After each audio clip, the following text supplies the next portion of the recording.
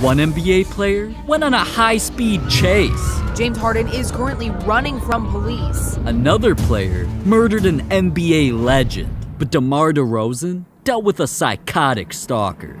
DeMar's always had love for California, and he knew all along that's where he needed a crib. So DeMar copped himself a $10 million mansion in the Hidden Hills gated community. And you'd think having a crib surrounded by gates and celebrities meant 24/7 protection. But what DeMar thought was his dream home actually became his nightmare. November 19th, 2020. A psychotic fan began a sinister plan to hunt down DeMar. So he hopped in his car, took a drive, and pulled into his neighborhood. The maniac made his way towards the house, found a back door, and searched for his prey. But all of a sudden, he triggered a sound. DeMar came to see what was going on and came face to face. So the fan ran out of the crib, the police pulled up, and the fan was arrested. So afterwards, all DeMar could say was, "Yeah, everything good. I grew up in Compton, California. I've been through worse." But I don't blame DeMar for joking and just wanting to move on so he could enjoy his purchase. Unlike the NBA player who bought something just to become a criminal, when Tyreke Evans got drafted, the Kings blessed him with a $16 million contract. So Tyreke immediately copped his dream car, an all-black Mercedes AMG. But little did he know, that purchase would ruin his life. Tyreke wasn't the only one who spent his check on a whip. His friend also bought a silver Dodge Charger, but that was a recipe for disaster. Cause as soon as the two pulled up next to each other, things literally turned fast and furious. Fuck, we finna race this nigga. They went 0 to 100 real quick and got into a high-speed race. But driving that fast ain't something that can stay quiet. So within minutes, things turned into a police chase. NBA Rookie of the Year, Tyreke Evans, racing along a Sacramento area highway at speeds of more than 100 miles an hour. Cops flew in from every direction as they whipped down the freeway over 130 miles an hour trying to escape. About 120 or 130 now. But eventually, Tyreke dipped into a neighborhood where he thought he got away. But right above him, a police helicopter was tracking his every move. So officers pulled up, held Tyreke at gunpoint, and he was arrested. Now, can you really expect anything less from a dude who wears black Air Forces? At least he didn't murder an NBA legend like Anthony Davis. On the court, AD's been known for his jump shots, but behind the scenes, he's been secretly sending shots. And it's all because he grew up in one of the most violent cities in the world, Chicago. But being surrounded by gang members and violence definitely rubbed off on him. So once cameras caught AD throwing up gang signs, he started getting privately investigated. And it all came down to one night, where one moment went from a swish to a death wish. Steph's three didn't seem like much, but it was a moment AD couldn't forget. And neither should you. AD wasn't gonna let that three-pointer slide. So as he sat in the shadows watching Steph's every move, eventually on a Twitch stream, AD had enough. You wanna shoot him? Yep. We out. Dude really did that. But alright, no more jokes. AD might be a criminal in the virtual world, but in the real world, he didn't pay to end a life like James Harden. It was like any other night for our boy. Harden pulled up to the club, and with cameras flashing, bottles splashing, and Harden dancing, it seemed like he was having the time of his life until Harden saw his enemy and instantly had flashbacks.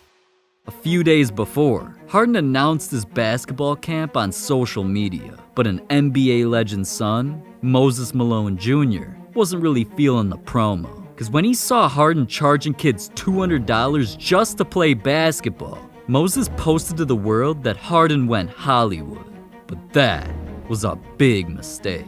Harden and his entourage heard about the diss, so they promised Harden that the next time they saw Moses, it was on site. And now with Harden at the club, looking straight at him, things got ugly.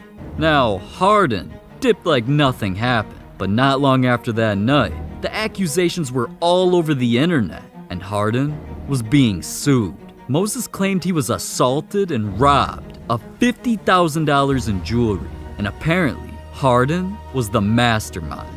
Moses went as far as saying Harden paid the club's bouncer $20,000 and even claimed he heard Harden yell, "Get him," before being attacked. But immediately after, Harden's attorney jumped in and claimed this was just a pathetic attempt from Moses trying to secure an easy bag. So when the case got to court, prosecutors felt the bouncer only started the fight to prove he had Harden's back. But because of the bouncer's criminal history, he was sentenced to 35 years in prison just for defending him. Harden was let off the hook completely. But LeBron James sparked a gang war. When LeBron and the Lakers were celebrating their championship win, he also got named the Finals MVP. But once LeBron started dapping up the homies, he created a worldwide controversy. What LeBron did was more than a handshake. It was a gang sign. Dropping rakes is only done by black disciples, and it's a serious diss towards gangster disciples. But LeBron dropping the sign shouldn't even be a surprise, cause it ain't even the first time he did it. But this time, it went so viral that gang members started talking with their Twitter fingers. Others let LeBron know they had trigger fingers, but at least this situation only stuck to Twitter threads, unlike the secret video that ruined 2 legendary Lakers' lives forever. I'm glad you told my video all that. After D'Angelo Russell got drafted to the Lakers, yeah, he formed a bond with his teammates, but the chemistry he started building with Nick Young made them more than teammates. They were like brothers, until one day, D'Angelo ruined everything.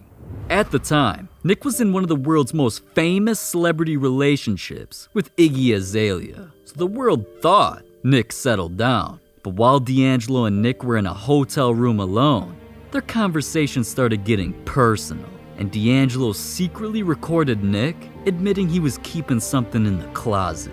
The youngest bitch? How old was you? You was 30, she was 19? Hell no. What about Amber Rose? You ain't never tried?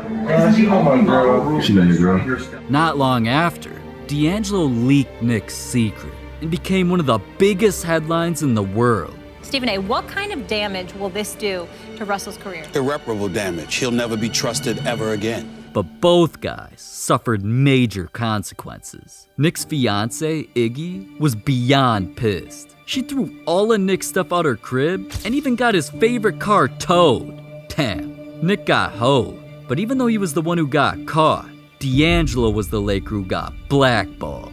Reports came out saying that none of D'Angelo's teammates would even talk to him, and Nick even admitted how bad things were getting. Was the whole team sort of upset with him over that shit? Yeah.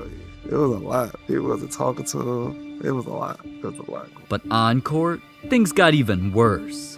D'Angelo's teammates wouldn't even pass him the ball, and playing with no chemistry led to the worst loss in Lakers history, a 48-point L. Luckily, the Lakers had an NBA legend who dealt with mistakes like this, Kobe Bryant. So he took the entire team under his wing to get the situation under control and offered D'Angelo some life-changing advice. You know, we're all human beings. I think we'll realize that we've all made mistakes, made massive ones at times. So the important thing is to show compassion, empathy, help him grow.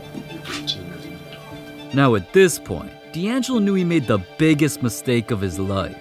Nobody trusted him. He tarnished a relationship with his best friend, and the entire situation was heartbreaking. So when he was publicly asked about the scandal, he damn near held back tears just talking about it.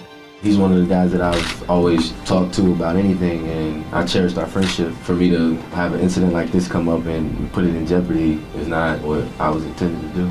But as much as D'Angelo apologized, it wasn't enough. And since the Lakers felt he was attracting unwanted attention, they traded him. But things could have gotten way worse if he developed an addiction or helped an inmate escape jail, like Stephen Curry, because he ain't who you think he is. And I know you want to hear more about that, so just click this video right here.